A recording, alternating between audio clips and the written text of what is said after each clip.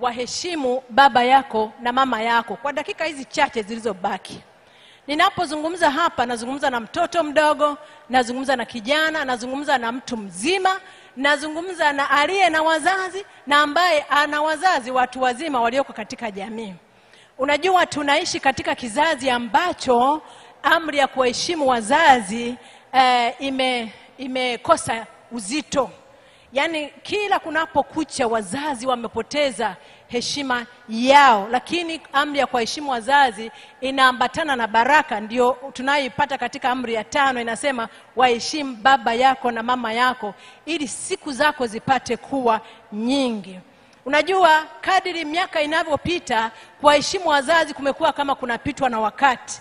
Lakini nataka niwaambie kanuni hii katika neno la Mungu haitapitwa na wakati mpaka Yesu anaporudi. Bila kujali utamaduni, bila kujali maendeleo na teknolojia, haijalishi una umri kiasi gani, mzazi anahitaji kuheshimiwa. Mmomonyoko wa maadili unaleta watoto wanaanza kuona kama wanajua zaidi, wanaanza kuona kama kuwaheshimu wazazi kumepitwa na wakati. Na kwa hiyo kizazi hiki kimekosa heshima, kinapuuza mahitaji ya wazazi wanapokuwa wazee au wanapokuwa wagonjwa au watu wazima. Nyie mliozaliwa zamani mnaona kila mara mnakosa nguvu ya utawala kwa watoto, mpaka unasema ni nani anamlea mwingine, ni mzazi au ni mtoto? Na kukosa heshima kwa wazazi kunaweza kuhatarisha mahusiano katika familia. Hali iliyopo ni kwamba wazazi wamepoteza mamlaka yao kwa watoto kila kunapokucha. Zipo hata jamii ambazo sasa hivi hata ukimkanya mtoto serikali inaingilia kati au jamii inakukemea.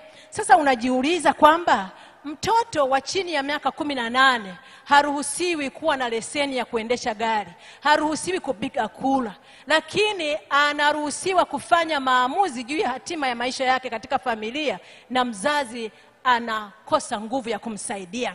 Kwa hiyo sisi kama jamii ya Kiafrika, nataka niwaambie sio kila kitu kinachotoka majuu kizuri.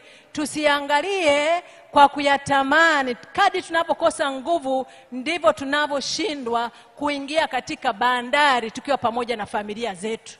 Watoto wanapokosa kuheshimu wazazi wanakosa nguvu ya kuadibisha, wanakosa nguvu ya kuwaelekeza. Na Biblia imesema hivi kwamba kutotii wazazi ni moja ya dalili za nyakati za wakati wa mwisho. Kwa hiyo tunapoandaa kanisa, tunapoandaa ulimwengu kwa ajili ya wakati wa mwisho, tushikilie maadili, na serikali zetu ziendelee kushauriwa kuwapatia nguvu wazazi ya kuendelea kulea, sio wazazi kulelewa na watoto.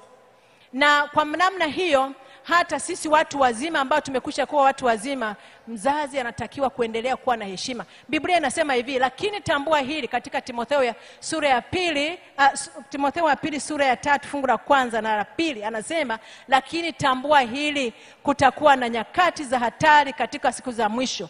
Watu watakuwa wenye kujipenda wenyewe, wenye kupenda fedha, wenye kujisifu, wenye kiburi, wenye kutukana, wasiotii wazazi wao. Mungu anahitaji watoto katika siku za mwisho waandaliwe kuwa na adabu, maana wale wanaowatii wazazi wao ni rahisi kumtii Mungu wa mbinguni, ni rahisi kusikiliza maelekezo ya Mungu. Na wazazi wanaheshimiwaje? Wanaheshimiwa kwa ajili ya cheo chao tu kama wazazi. Biblia haijasema kwamba watakapokuwa wazuri, watakapokuwa wazima, watakapokuwa wana afya, kile cheo chao kama wazazi Mungu amewalinda. Mambo ya Walawi 19 fungu la 3 anasema kila mtu amche mama yake na baba yake. Wanahitaji kuonyeshwa heshima kwa maneno na matendo. Unajua unawapatiaje heshima? Unathamini ule utu wao. Kuwaheshimu ni zaidi ya kuwatii, maana unaweza ukatii lakini moyoni huna heshima. Heshima inapokuwa ndani ya mtoto, unamheshimu mzazi hata kama akili yake huenda haiko tena vizuri wala hakuelewi, amezeeka vya kutosha, lakini heshima yake unailinda. Anakuona hakuoni, unamheshimu.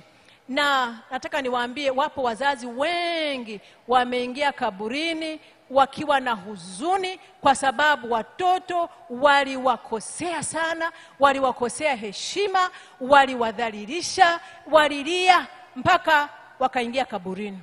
Kizazi kinachomcha Mungu tunapaswa tuendelee kuthamini utu wa wazazi.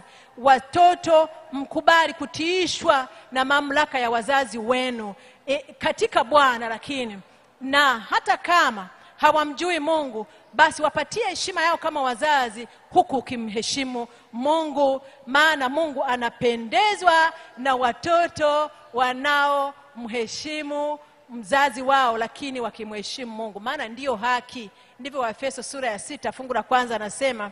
Kwa hiyo tuna deni katika maisha yetu sisi wote kuwashukuru wazazi wetu, wakiwa hai au wasipokuwa hai.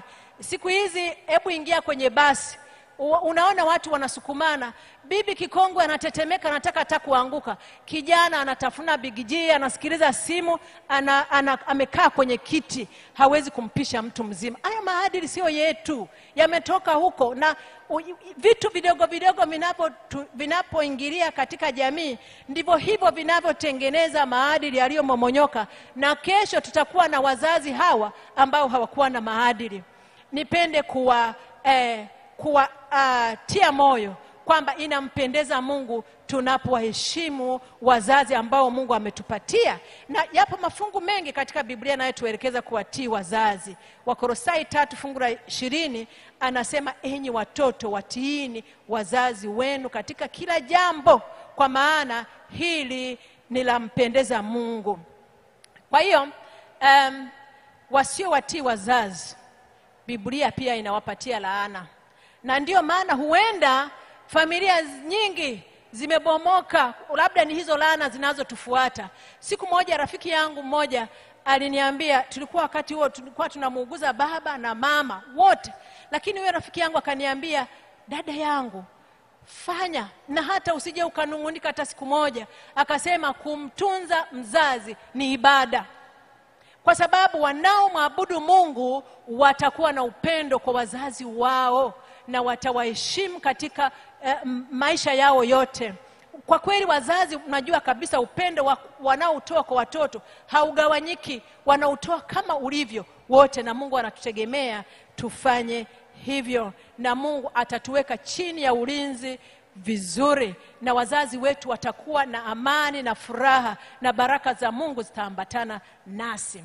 Ninapohitimisha hivi, ninajua tunaweza tusipate nafasi ya kuzungumza hapa tena hata siku nyingine, maana hili somo sasa nataka kuishia hapa katika vionjo hivi. Ninatamani hata Mungu atusaidie katika ile bandari nzuri, tukumbushane. Kuna watu nitamani kuwasalimia humu ndani, na wengine tutamani kusalimiana, lakini siku moja tukiwa katika ile bandari kuu, uniguse, unikumbushe Mama Mitekaro tulionana katika Danet event, ndipo furaha yetu itakamilika. Mungu na wabariki.